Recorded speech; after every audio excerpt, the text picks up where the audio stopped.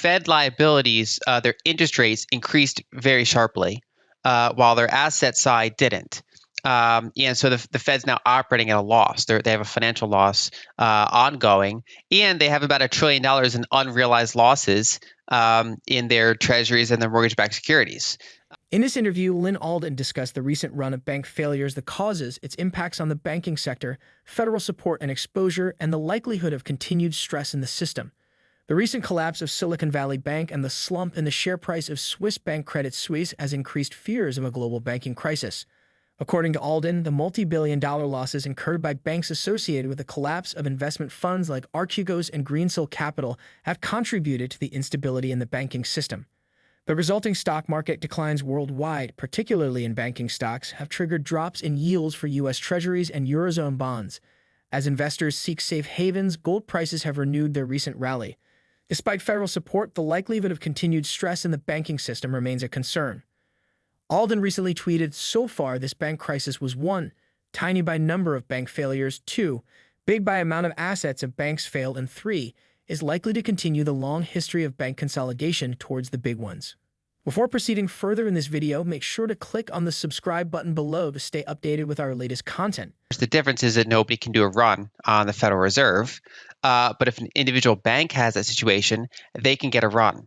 And it's funny, most banks are not as in bad shape, relatively speaking, as the Federal Reserve because their liability interest rates go up more slowly than the Federal Reserve's, and their assets are a bigger mix of types of things, and they have more capital relative to assets than the Federal Reserve. But of course, what differentiates them is that they're vulnerable to a bank run.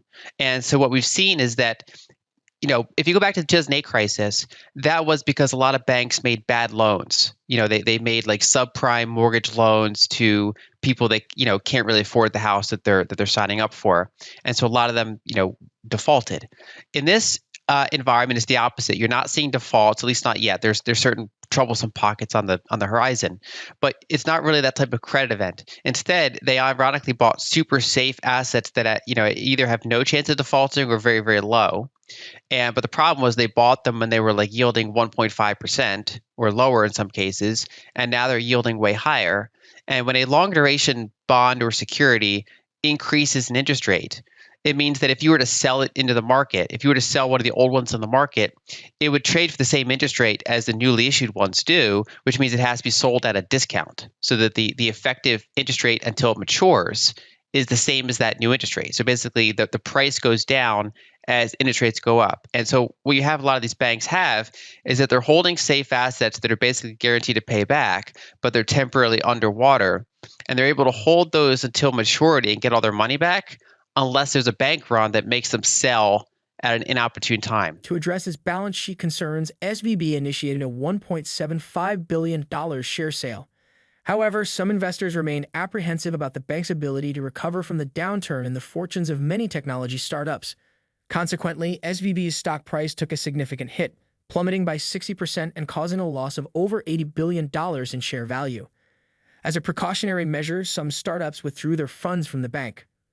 Alden highlighted that the Fed's balance sheet has been updated, and it's down $28 billion from last week.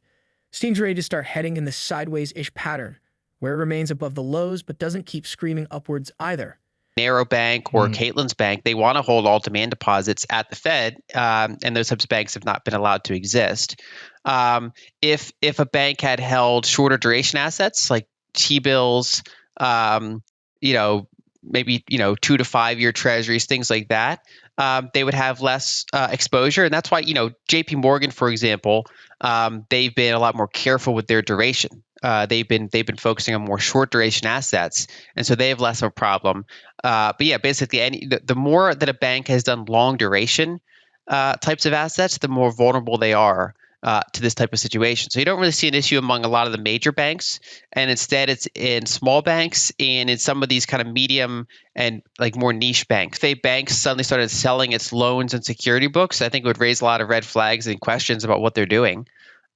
But banks in aggregate can't do that. So an individual bank can, but the Fed controls how much total reserves are in the system. And so basically, if a bank is selling its securities and loans and it's holding that in cash, it means those securities and loans are likely winding up on another bank's balance sheet anyway. And so the ratio of total securities and loans in the banking, the whole banking system would still be much higher than the amount of reserves in the system. But I mean, even the current ratio is way better than it was in 2008.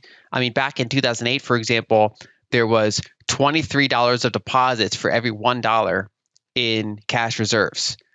So they were highly levered, very little actual liquid reserves. Whereas currently it's below 6, so it's not historically high. I mean, I still think I still think in a fractional banking world 6 is high, but historically speaking, it's not an unusual ratio at all. If anything, it's on the lower side of my lifetime. But it's a faster world, and it's a world where they have more unrealized losses on otherwise safe assets than they've ever had in modern history, because the Fed's never gone from 0 interest rates to 5% interest rates in such a short period of time, so quickly. Due to high core inflation numbers, which provide a clear indication of price behavior across the economy by excluding volatile items like food and energy, central banks may reconsider their interest rate plans.